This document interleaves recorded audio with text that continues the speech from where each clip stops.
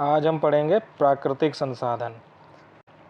सबसे पहले जान लेते हैं कि संसाधन क्या होते हैं। हमारे आसपास स्थित हर वह वस्तु जिसका प्रयोग हम अपनी बहुत सारी आवश्यकताओं को पूरा करने के लिए करते हैं, उनको हम संसाधन कहते हैं। उदाहरण के लिए पानी पीकर अपनी प्यास बुझाते हैं, तो पानी हो गया एक संसाधन।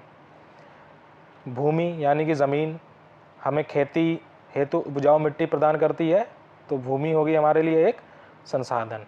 खनिज पदार्थ, पेट्रोल, डीजल, कोयला, ये सब हमारे लिए संसाधन है। हवा, मिट्टी, सौर ऊर्जा, पेड़ पौधे, ये भी सब हमारे लिए संसाधन हैं।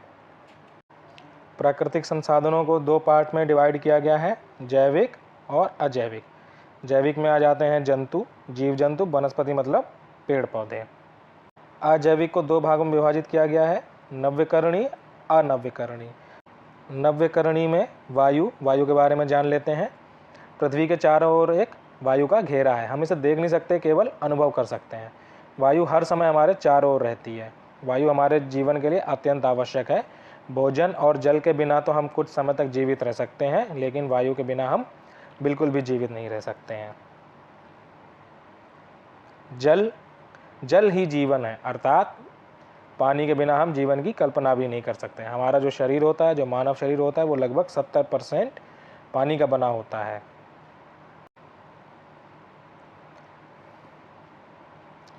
मिट्टी, वायु और जल की तरह भूमि भी हमारे जीवन का आधार है। भूमि ही है जो हमें फल, अन्न, सब्जियां, औषधियां, इमारती लकड़ियां प्रदान करने वाले पौधों और वृक्षों को जीवन का आधार देती है। मिट्टी में ही आपको खनिज पदार्थ मिलते हैं। खेती और वनों के लिए भूमि का होना अत्यंत आवश्यक है।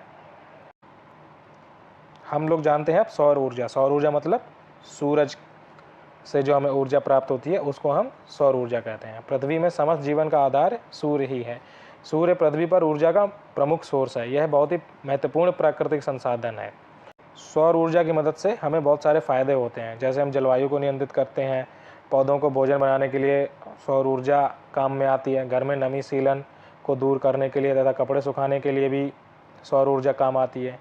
जो मानव शरीर होता है, उसमें सूर्य के प्रकाश से विटामिन डी बनता है, जो हमारे हड्डियों को मजबूत रखने के लिए अत्यंत आवश्यक है। अनवीकरण, जैसे पेट्रोल डीजल हो गए, वो एक बार ख़त्म हो गए अगर इस धरती से, तो वापस हम उनको पैदा नहीं कर सकते हैं।